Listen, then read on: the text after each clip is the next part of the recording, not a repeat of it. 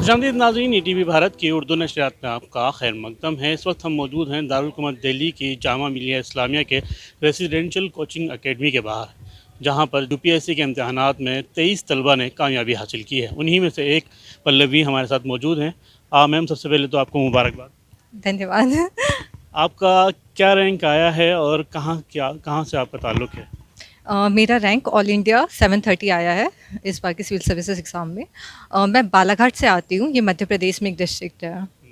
कैसा रहा सफ़र, क्योंकि यूपीएससी क्लियर करना सभी का ख्वाब होता है और आपने उसको क्लियर किया है। काफ़ी अच्छी बात है, काफ़ी अच्छा लग रहा है आज कि फाइनली मेरा नाम लिस्ट में आ गया है।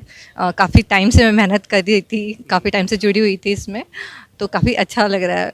बट थोड़ा लग रहा है कि थोड़ा अच्छे से कर लिया होता तो बेटर रैंक होती और मे बी मैं साइकिल से निकल चुकी होती। तो क्या आप दोबारा से आप अपेयर होंगे एग्ज़ाम के लिए, क्योंकि कई बार ऐसा होता है कि स्टूडेंट्स अपने रैंक से सेटिस्फाई नहीं होते तो वो दोबारा अटेम्प्ट करते हैं। यस, डेफिनेटली मैं अभी दोबारा होना चाहूँगी। अभी 28 को प्रीलिम्स एग्ज़ाम है।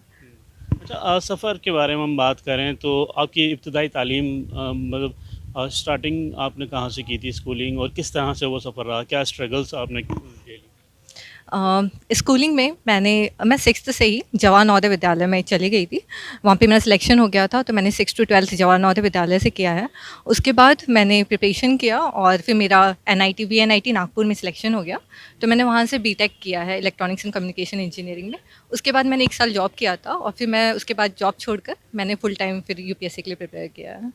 तो यूपीएससी के लिए प्रिपेयर किया, क्या मैसेज देना चाहेंगे उन स्टूडेंट्स को जो यूपीएससी की तैयारी करते हैं?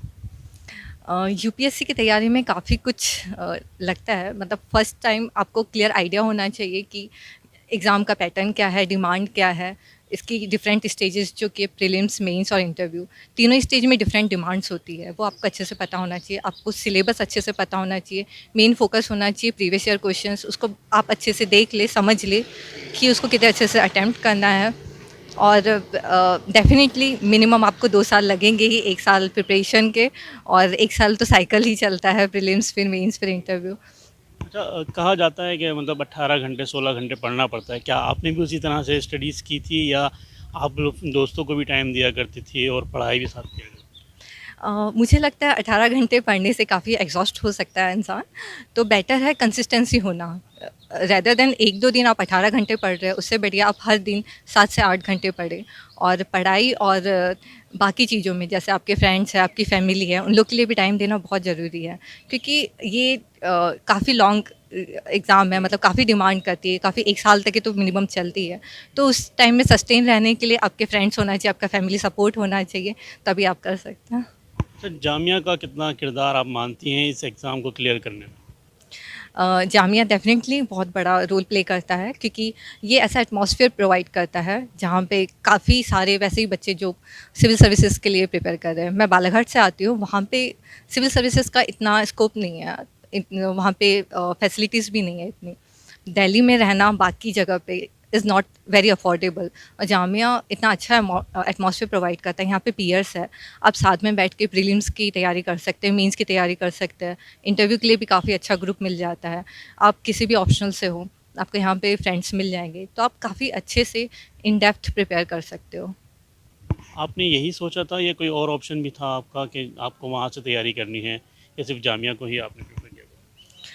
जामिया जैसे और भी इंस्टीट्यूट हैं, जैसे जामिया हमदर्द है, एचएससी है, तो ये भी काफ़ी अच्छी अपॉर्चुनिटी प्रोवाइड करते हैं। तो मेन है कि आपका फोकस होना चाहिए, बाकी ये तो आपके ऊपर है कि आप कितना डेडिकेटली पढ़ रहे हैं और कितने अच्छे से निकाल रहे हैं।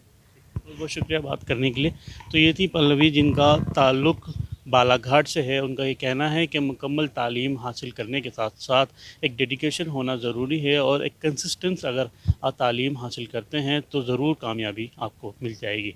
अब देखना होगा कि जिस तरह से उन्होंने 730वां रैंक हासिल किया है, तो आइंदा वो जो सेकंड अटेम्प्ट जो करने वाली हैं उसमें उनकी बेहतर कारकर्दगी के लिए जामिया कितना उनको साथ देता है। ईटीवी भारत के लिए दिल्ली से मोहम्मद राहिम।